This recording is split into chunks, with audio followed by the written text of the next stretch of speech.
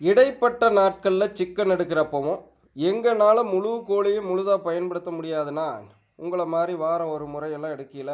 So அதற்கு ஒரு தீர்வு சொல்லுங்கன்னு கேட்டவங்க தெளிவாக பார்த்திங்க. இப்போ நம்ம நிறைய எடுத்துகிட்டு வரல, 3/4 கிலோவுக்கு பக்கம்தான் எடுத்துகிட்டு வந்துருக்கிறோம். அதுலேயும் என்னென்ன கறிகள், அதாவது கோழியுடைய என்னென்ன பாகங்களை நம்ம எடுத்துகிட்டு வரணும், நம்மளுடைய உடல் உபாதைக்கு ஏற்ற மாதிரி அப்படிங்கிறத தெரிஞ்சுங்க. இப்போ பவுனம்மா சளியால் பாதிக்கப்பட்டிருக்காங்க. இப்போ அவங்களுக்கு நான் சளியிலிருந்து மீண்டு வந்திருக்கேன், ஆனால் உள்ள இன்னும் கொஞ்சம் இருக்குது. இந்த தருணத்தில் பவுனம்மாவை முதல் கட்டத்தை மீட்டெடுக்கிறதுக்கும் மீட்டெடுக்கப்பட்ட நான் தொடர்ந்து என்னோடய ஆரோக்கியத்தை பராமரிக்கிறதுக்கும் சிக்கன் சூப் வைக்க போகிறோம். இப்போ அதுக்கு எடுத்துகிட்டு வந்திருக்கிற கறி பகுதி பார்த்துக்குங்க. கொழுப்போடு இருக்கணும்னு சொல்கிறது 1 2 3 4 5 6 7 8 சரிங்களா, இதோ 9. இங்கே பாருங்கள், இந்த குண்டிக்காய் பகுதியில் ஃபுல்லாக கொழுப்பு இருக்கும். இதுதான் குண்டிக்காய் பகுதின்னு சொல்கிறது. அதாவது மண்ணீரலாக கல்லீரலாக வச்சுக்கோங்க. இது வெறும் ஈரல். ஸோ இது எப்பவும் போல தான் நம்ம 1.25 கிலோ 2.5 கிலோ எடுத்தாலும் எப்படி எடுப்போமோ அது அந்த பகுதி அப்படியே இருக்குது. ஓகே, அதில் எந்த மாற்றமும் இல்லை. இது மட்டும் மாற்றி எடுத்துகிட்டு வந்திருக்கோம். ஸோ இதெல்லாம் போட்டு தான் நம்ம இப்போ சிக்கன் சூப்பு தயார் பண்ண போகிறோம். ஸோ இன்றைக்கி முழுக்க ஒரே ஒரு ஐட்டம் தான்.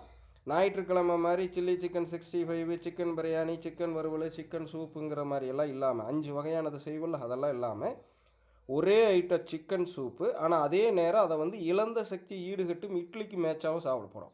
சாப்பாட்டுக்கும் சாப்பிட்லாம், இன்னும் பார்த்திங்கன்னா அந்த இட்லி தோசைக்கும் சாப்பிட்லாம். ஸோ அந்த மாதிரி செய்ய போகிறோம். அதற்கான பாகம் பார்த்துக்குங்க. இப்படி கறிகளை தேர்ந்தெடுத்துகிட்டு வந்துக்குங்க.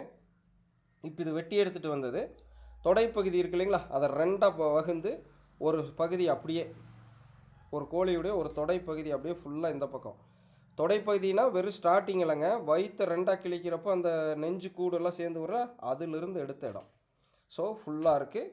இந்த பக்கம் 2 ஈரல். ஸோ வீட்டில் உள்ள 2 பேருக்காக. இப்போ உங்கள் வீட்டில் 5 பேர் இருந்தால் 5 ஈரல், 5 கோழியுடைய தனி ஈரல் இருக்கணும், 5 கோழியுடைய இந்த குண்டிக்காய் பகுதி இருக்கும். ஸோ இப்போ இதில் 2 குண்டிக்காய் பகுதி 2 ஈரல் இருக்குது, எனக்கும் பவுனம்மாக்கும். இது எப்பவும் போல், இது வழக்கத்துக்கு மாறாக உங்களுக்காக.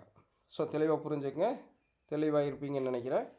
வழக்கம் போல் சொல்கிறேன், ஈரலை வைத்து கோழியுடைய தரத்தை கண்டுபிடிக்கலாம், அது நோய்வாய்ப்பட்டதா இல்லையான்னு. இப்போ வாங்கிட்டு வந்திருக்கிற கோழியுடைய ஈரல் பார்த்துக்கங்க, எங்கேயுமே நோய்வாய்ப்படலை. கடந்த பதிவில் இந்த ஓரத்தில் பார்த்தீங்கன்னா கலர் சேஞ்ச் ஆகிருக்கும். இப்போ இந்த இதில் 2 இதுலேயுமே இல்லை, இந்த இதில் மட்டும் பார்த்திங்கன்னா லைட்டாக இருக்குது. ஓகே, அவ்வளோதான். சரிங்களா, ஈரலை வச்சு எப்படி சொல்கிறதுங்க, நான் ஜட்ஜு பண்ணுங்கள். கரெக்டாக நீங்கள் வெட்டுற கோழியோட ஈரலாங்கிறதையும் பார்த்துக்குங்க. அதுக்கு தான் கண்ணு முன்னாடி கோழியை வெட்டி வாங்க சொல்கிறது. ஸோ இந்த ஈரலுடைய உள்பகுதியில் கல் மாதிரியோ இல்லை கலர் டார்க் க்ரீனாகவோ இல்லை ரொம்ப வெளிர், இதுலேயே பார்த்திங்கன்னா ரொம்ப வெளுத்து போன மாதிரி தனியாக இந்த வெண்குஷ்டம் அந்த மாதிரி கலர் மாதிரி இருக்கும். அந்த மாதிரியெல்லாம் இருக்காங்கிறத தெளிவுபடுத்திட்டு அப்புறம் இந்த கறியை சுற்றி செய்கிறத முடிவு பண்ணிக்கணும்.